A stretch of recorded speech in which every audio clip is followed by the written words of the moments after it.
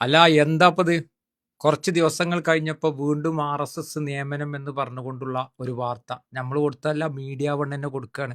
ആരാണ് media one? ഇവിടെ കേരളത്തിൽ UDF അധികാരത്തിൽ വരാൻ വേണ്ടിയിട്ട് അത്രമേൽ സൈബർ പോരാട്ടം നടത്തിയ ഒരു ചാനൽ ഏതാന്ന് ചോദിച്ചു കഴിഞ്ഞാൽ അത് മീഡിയ വൺ ആണ് എന്ന് പറയാതിരിക്കാൻ നിർവാഹമല്ല.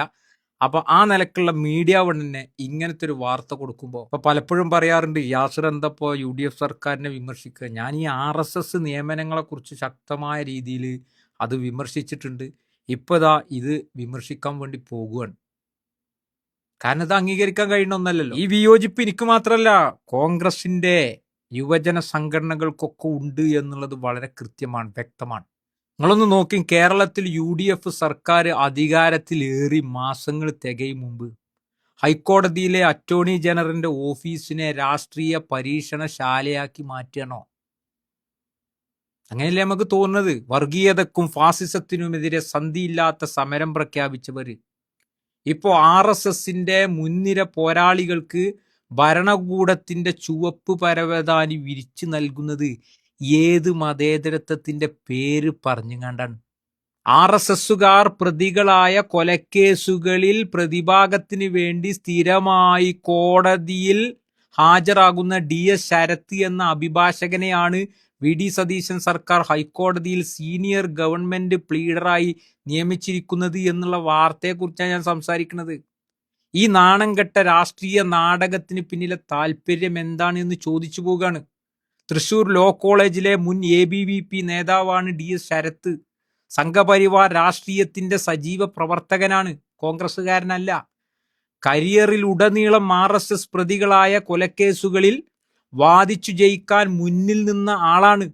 നിയമന ഉത്തരവ് പുറത്തു വന്ന നിമിഷം തന്റെ ഫേസ്ബുക്ക് പേജ് വരെ ഡിലീറ്റ് ചെയ്ത് അപ്രത്യക്ഷനാക്കേണ്ടി വന്ന ഒരു അഭിഭാഷകനെയാണ് സ്വന്തം കേസ് വാദിക്കാൻ UDF സർക്കാർ നിയമവകുപ്പിലൂടെ നിയോഗിച്ചിരിക്കുന്നത്.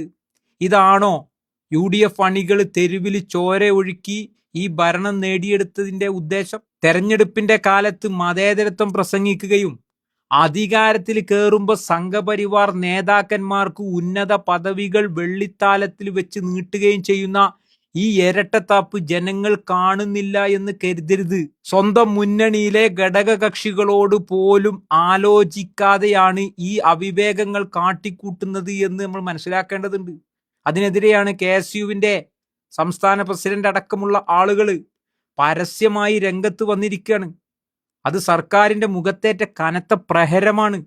വർഷങ്ങളോളം തെരുവിൽ ചോര ഒഴുക്കിയും പോലീസിന്റെ തല്ലുകൊണ്ടും പ്രതിഷേധിച്ചും സമരം നടത്തിയും കള്ളക്കേസുകളിൽ പ്രതികളായും കോൺഗ്രസ് പ്രസ്ഥാനത്തിന് വേണ്ടി നിലകൊണ്ട KSU യൂത്ത് കോൺഗ്രസ് പ്രവർത്തകരെ നോക്കുകുത്തികളാക്കിയിട്ട് വഴിപോക്കരായ ശത്രുക്കൾക്ക് പദവികൾ എറിഞ്ഞുകൊടുക്കുന്നതിനെതിരെ സ്വന്തം അണികൾക്കിടയിൽ തന്നെ വലിയ പൊട്ടിത്തെറിയാണ് ഇവിടെ നടന്നുകൊണ്ടിരിക്കുന്നത്. കരയുന്ന പിള്ളയ്ക്കേ ചോറുള്ളൂ എന്ന നയം സ്വന്തം അണികളോട് കാണിക്കുന്ന മുഖ്യമന്ത്രി എന്തിനാണ് RSSകാരോട് ഈ അടിയറവ് നയം സ്വീകരിക്കുന്നത്? ഭരണകൂടത്തിന്റെ കേസ് ഡയറികളും രഹസ്യ വിവരങ്ങളും കൈകാര്യം ചെയ്യേണ്ട ഗവൺമെന്റ് പ്ലീഡർ പദവികൾ ഇങ്ങനെ പ്രത്യയശാസ്ത്ര ശത്രുക്കൾക്ക്, അങ്ങനെ തന്നെ പറയണം, പ്രത്യയശാസ്ത്ര ശത്രുക്കൾക്ക് അടിയറ വെക്കുന്നത് അത്യന്തം അപകടകരമാണ് എന്ന് നമ്മൾ മനസ്സിലാക്കുക. മുഖ്യമന്ത്രി VD സതീശൻ ഈ വിഷയത്തിൽ മറുപടി പറഞ്ഞേ മതിയാകൂ. RSS പശ്ചാത്തലമുള്ള ഈ അഭിഭാഷകന്റെ നിയമനം ഉടനടി റദ്ദ് ചെയ്തുകൊണ്ട് നടപടി സ്വീകരിക്കാൻ സർക്കാർ തയ്യാറാകണം. നിഷ്പക്ഷമായി ചിന്തിക്കുന്ന, ഇതിനെ നോക്കിക്കാണുന്ന ആളുകൾ ഇതിൽ നിങ്ങളുടെ അഭിപ്രായം എന്താണ് കമന്റായിട്ട് രേഖപ്പെടുത്തൂ. എന്തൊക്കെ നിയമനങ്ങളാണ് ഇവിടെ നടന്നുകൊണ്ടിരിക്കുന്നത്? ഇത്തരം ആളുകളെ നിയമിക്കുന്നതിലൂടെ, അവരുടെ അജണ്ടകളെ ഒളിച്ചു കടത്തുന്നതിലൂടെ ഗവൺമെന്റിന്റെ രഹസ്യപരമായതും പരസ്യപരമായതുമായ കാര്യങ്ങളെക്കുറിച്ച് കൃത്യമായി മനസ്സിലാക്കി അതിനു വേണ്ടിയിട്ട് നിയമ സംവിധാനങ്ങളിലൂടെ മുന്നോട്ട് പോകേണ്ട ഒരു വിഭാഗത്തിൽ ഇങ്ങനെ RSS നേതാവിനെയൊക്കെ പിടിച്ചിട്ട് ഈ കോലത്തിൽ നിർത്തിക്കഴിഞ്ഞാൽ എന്തായിരിക്കും ഇതിന്റെയൊക്കെ ഭാവി എന്നുള്ളത് നമ്മളൊന്ന് മനസ്സിലാക്കേണ്ടതുണ്ട്.